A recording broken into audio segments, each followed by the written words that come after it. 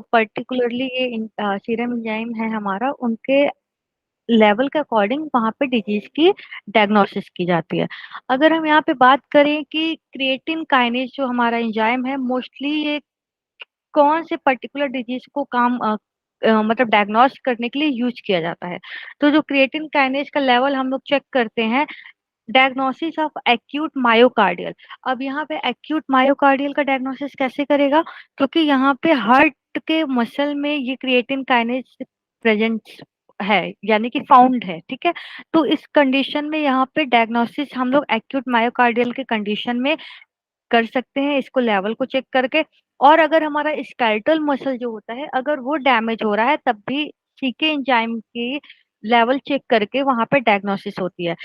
दूसरा चीज अगर हम यहाँ पे बात करें, एक ये तो बात होगी क्रिएटिन काइनेज एंजाइम की। तो जो यहाँ पे आपका इम्पोर्टेंट पॉइंट ये बनता है कि सीरम क्रिएटिन काइनेज लेवल जो होता है, अलग अलग नाम दिया गया है। जो उसका आइसो एंजाइम है, अगर वहाँ वो स्केलेटल मसल में पाया जाता है तो उसको हम लोग बोलते हैं सीके एमएम। अगर ब्रेन में पाया जा रहा है तो सीके बीबी बोलेंगे। अगर मायोकार्डियल में पाया जा रहा है, कार्डियक मसल में पाया जा रहा है हार्ट के, तो उसको हम लोग बोलते हैं सीके एमबी बोलते हैं, ठीक है। तो यहाँ पे ध्यान रखने वाली बात, क्वेश्चंस आपके जो बनते हैं वो ये पूछ सकते हैं कि आप बताइए कि क्रिएटिन काइनेज एंजाइम को कौन से पर्टिकुलर डिजीज के लिए ट्रीट करने के लिए यूज होता है। या ये भी क्वेश्चन बन सकता है कौन सा आइसो एंजाइम क्रिएटिन काइनेज का कहाँ पे फाउंड हो रहा है। तो ये ध्यान में रखना, ठीक है। नेक्स्ट है हमारा लैक्टेट डिहाइड्रोजिनेज। लैक्टेट डिहाइड्रोजिनेज भी हमारा एक एंजाइम है, जो कि बेसिकली इंटर कन्वर्जन जब होता है लैक्टेट एंड पायूरेट में, तो वहां पे एक ग्रुप ऑफ एंजाइम है, ये ऑलमोस्ट जितना भी मेटाबोलाइजिंग सेल होती है बॉडी के अंदर, वहां पे ये प्रेजेंस होता है, ठीक है। अगर हम यहाँ पे बात करते हैं, इनका मेन क्या है कि अगर 5 इंडिविजुअल इनके आइसो एंजाइम होते हैं जो टोटल एलडीएच सीरम लेवल के। एलडीएच मीन्स यहाँ पे बात करते हैं, फुल फॉर्म होगा एलडीएच का, लैक्टेट डिहाइड्रोजिनेज एंजाइम, ठीक है। अब यहाँ पे अगर हम बात करें कौन कौन से आइसो एंजाइम है, LDH1 एंड LDH2, LDH3 होता है, LDH4 होता है एंड LDH5 होता है, ठीक है। अब ये जैसे अभी हम लोगों ने देखा कि सीके एंजाइम जो हमारा है क्रिएटिन काइनेज एंजाइम कहाँ कहाँ पाया जा रहा था, इसी तरीके से जो हमारा एलडीएच एंजाइम है, वो भी एंजाइम सीरम अलग अलग जगह पे लोकेटेड होता है। तो जैसे LDH1 एंड LDH2 की बात कर ले तो ये प्राइमरली हार्ट में पाया जाता है।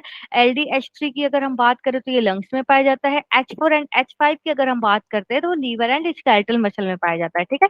तो ये ध्यान में रखना कि कौन सा पर्टिकुलर आइसो एंजाइम को कौन से लोकेशन के पे, अगर वहां पे सपोज करो जैसे पाए जाने का मतलब है कि अगर ये एंजाइम का लेवल वहां पे जितना उसका एक स्टैंडर्ड रेंज है, अगर उससे अप एंड लेवल डाउन हुआ, अप हो सकता है या डाउन हो सकता है, तो इट मीन्स कि उस पर्टिकुलर एरिया में जहाँ पे इसकी मौजूदगी है, वहां पे कोई ना कोई डिजीज है, ठीक है। और उस पर्टिकुलर जो पोजीशन है उसके रिगार्डिंग, जैसे LDH1 एंड LDH2 है, अगर वो हार्ट के अंदर है तो ये समझ लो कि अगर LDH1 एंड LDH2 का लेवल ऊपर जाता है तो वहां पे हम लोग लंग्स की डिजीज को डायग्नोसिस नहीं करेंगे। वहां पे हमें ये डायग्नोसिस होगा कि ये जो हमारा क्लिनिकल लेबोरेटरी टेस्ट है सीरम एंजाइम का, वहां पे हार्ट में कोई प्रॉब्लम है, ठीक है। तो इस तरीके से अगर LDH3 का है तो वो लंग्स में दिक्कत आएगा, LDH4 LDH5 का है तो वो लीवर और स्केलेटल मसल में दिक्कत आएगा, ठीक है।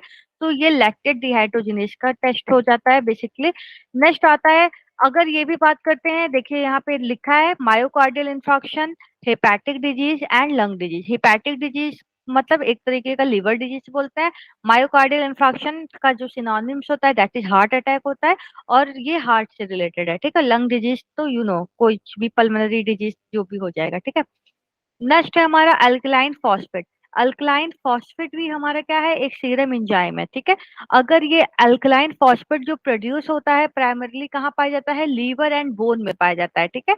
लीवर एंड बोन में अल्कलाइन फॉस्फेट एंजाइम जो है हमारा सीरम, वो प्रेजेंट होता है, वहां पर से प्रोड्यूस होता है, ठीक है। जो सीरम हमारा अल्कलाइन फॉस्फेट है, ये पर्टिकुलरली सेंसिटिव हो जाता है जब बिलियरी का ऑब्स्ट्रक्शन होता है, ठीक है। जो हमारे पिगमेंट पाए जाते हैं लीवर के अंदर, अगर उनका ऑब्स्ट्रक्शन होगा, देन यहाँ पे एएलपी क्या होगा, सेंसिटिव हो जाता है। ठीक है।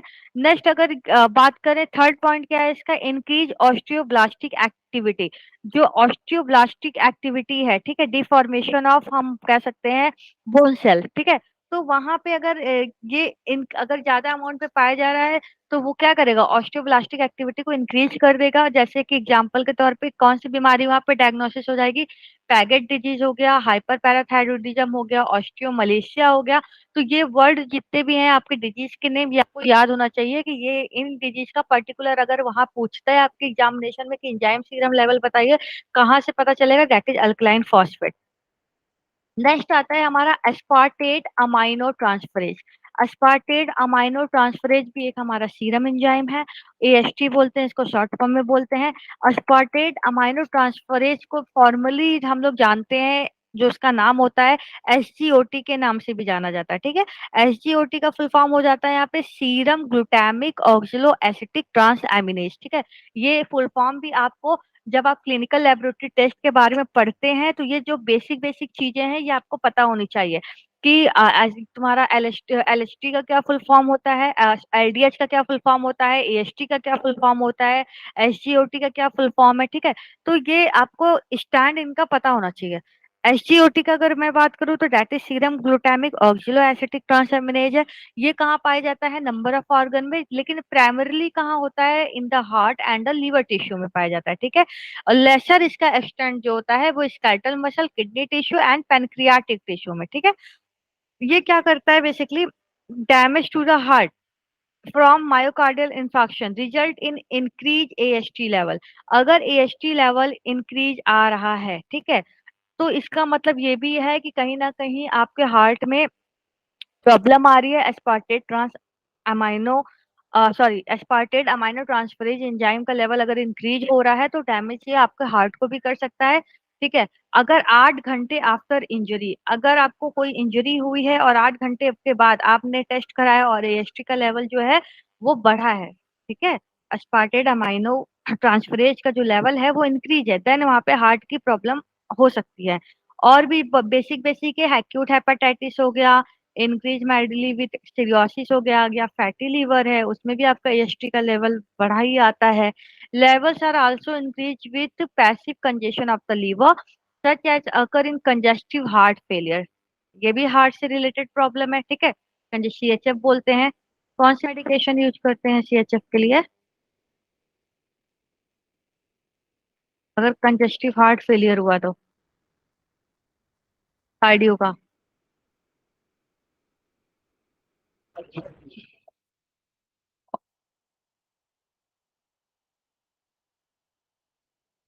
मुझे बताना, ठीक है, उससे सर्च करके। नेक्स्ट है हमारा कार्डियक ट्रोपोनिन। कार्डियक ट्रोपोनिन क्या है, आई टी एंड सी। तो ट्रोपोनिन जो होता है बेसिकली रिलेटिवली न्यू मेथड होता है जो कि आइडेंटिफाई करता है, ये भी देखो, अगर हम बात करें, अगर हम ये बात करते हैं कि कौन सा पर्टिकुलर डिजीज के लिए हमें एंजाइम सीरम लेवल का जरूरत पड़ता है, ठीक है, तो वहां पे ये ध्यान रखो कि मेनली हम लोग डायग्नोसिस करते हैं जो हमारे बॉडी के जो मेजर ऑर्गन होते हैं ना, उसके लिए पड़ता है। ठीक है। तो जैसे लीवर है, हार्ट है, तो इन सब के ट्रीटमेंट के लिए हमें क्या, यहाँ पे इस सीरम एंजाइम लेवल का हम लोग टेस्ट करते हैं। कार्डियक ट्रोपोनिन भी इसी का एक पार्ट है। ठीक है। तो एक एक करके मैं तुम लोग को मतलब इतना एक बता दे रही हूँ कि नॉर्मल इसका रेंज देख लेना। नॉर्मल वैल्यू क्या होती है ट्रोपोनिन की, ये एक न्यू मेथड होता है मायोकार्डियल सेल इंजरी को आइडेंटिफाई करने के लिए डायग्नोसिस किया जाता है। सेम है एक्यूट मायोकार्डियल इंफाक्शन वगैरह के लिए ना। अब हमारा जो सीरम एंजाइम टेस्ट था वो कंप्लीट हुआ, now we are coming on liver function test. ठीक है। अब स्पेसिफिक टेस्ट की बात करेंगे। अभी तो हमने देख लिया सीरम एंजाइम में कि यहाँ पे लीवर की भी बात हो रही है, कि हार्ट की भी बात हो रही है। ठीक है। जो एंजाइम के प्रेजेंस होने से हम कहाँ कहाँ पे क्या क्या इफेक्ट आ रहा है, ऑर्गन पे कौन सी डिजीज आइडेंटिफाई हो रही है, ये सारी चीजें देख लिया। अब हम लोग नेक्स्ट यहाँ पे पढ़ेंगे, that is liver function test. ठीक है। अब लीवर फंक्शन टेस्ट स्पेसिफिक में यहाँ पे लीवर एंजाइम होता है। अब ये कौन कौन से लीवर एंजाइम है, सेम अगर देखा जाए तो यहाँ पे क्या है, तुम्हारा एलडीएच है, एएसटी है, एएलटी है, एएलपी है, ठीक है। ये इंक्रीज क्या करते हैं, अगर ये इंक्रीज हो जाते हैं तो लीवर डिस्फंक्शन होता है। ये एंजाइम को हम लोग इंडिकेट करते हैं कब, किस लिए, जब कोई लीवर में डैमेज हो चुका होता है, ठीक है।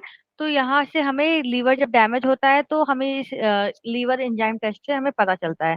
नेक्स्ट, अगर हम लीवर फंक्शन के डायग्नोसिस करते हैं, जो पिगमेंट पाया जाता है, हमारे बाइल पिगमेंट होता है, तो वो सीरम बिलिरुबिन, ये एक मोस्ट इंपॉर्टेंट है लीवर फंक्शन टेस्ट के लिए। यहाँ पे इससे भी हमें पता चलता है कि लीवर में प्रॉब्लम है या नहीं। तो बिलीरुबिन जो होता है एक ब्रेकडाउन प्रोडक्ट होता है किसका, हीमोग्लोबिन का, ठीक है। हीमोग्लोबिन का एक ब्रेकडाउन प्रोडक्ट है बिलीरुबिन।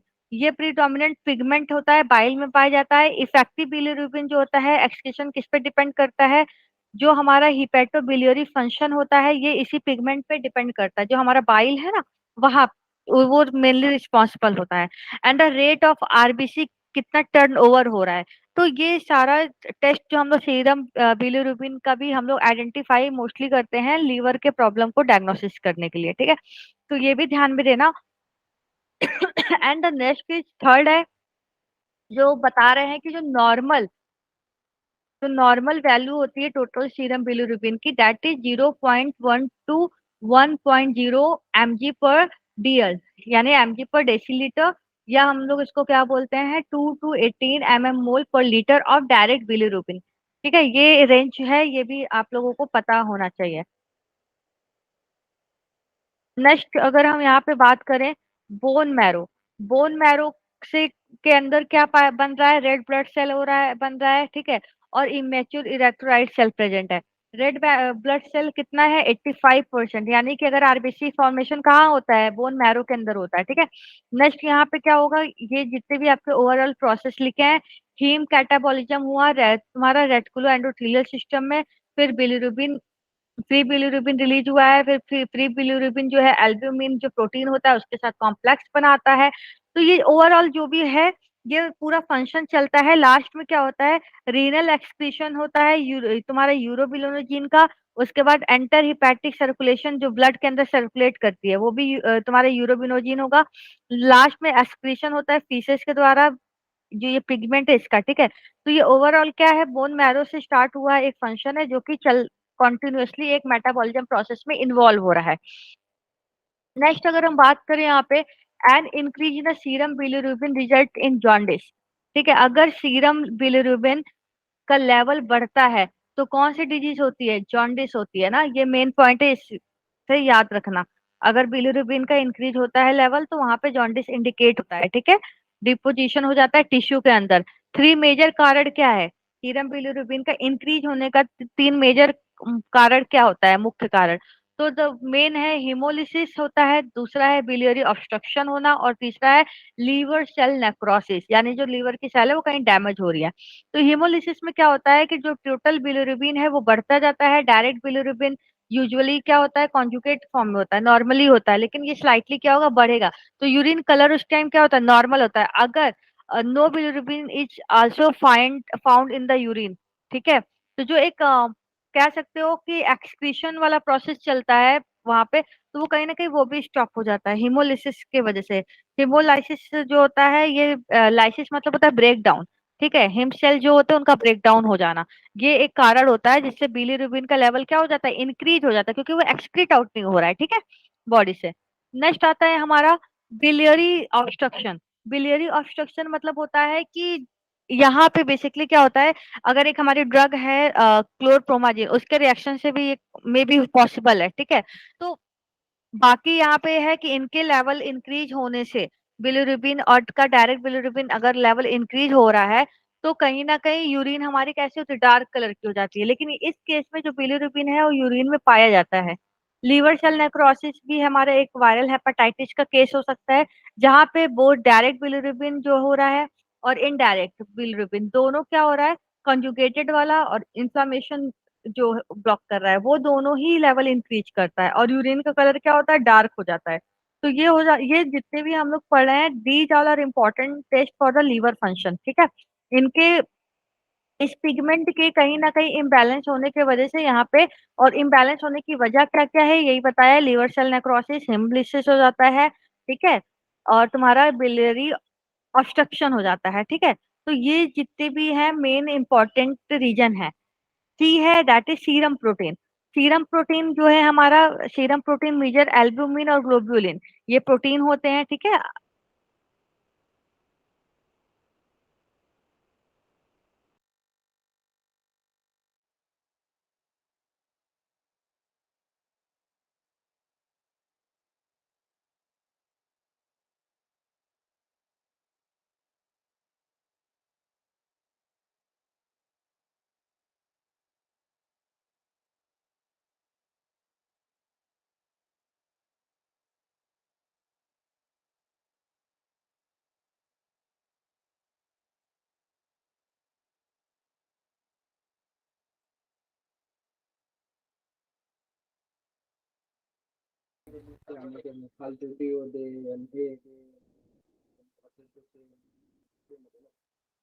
हेलो, आवाज आ रही? हाँ भाई, डबल डोर सुनाई दे रही है। मुझे नहीं आवाज सुनाई नहीं दे रहा बात। आवाज नहीं आ रही, नहीं आ रही ना किसी को भी? मैम को। ये ठाकुर गुरु डबल सुनाई दे रहा है इंडिविजुअल है भाई। चश्मा तोड़ दूंगा मैं।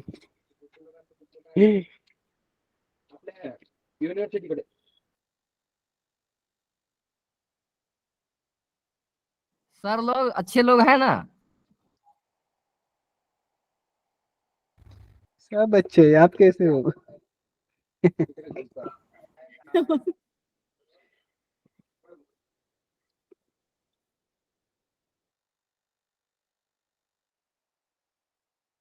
शायद मैम का डिस्कनेक्ट हो गया, नेट खत्म हो गया होगा। नहीं, नेट खत्म है, मैम का नेटवर्क इशू आ रहा है।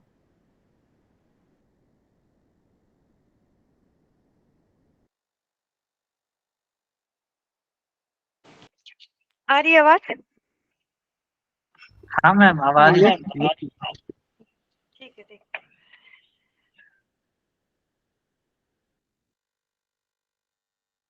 अगेन आप लोग ना फिर से ज्वाइन करो ना सारे, अभी कैंसिल करी ना।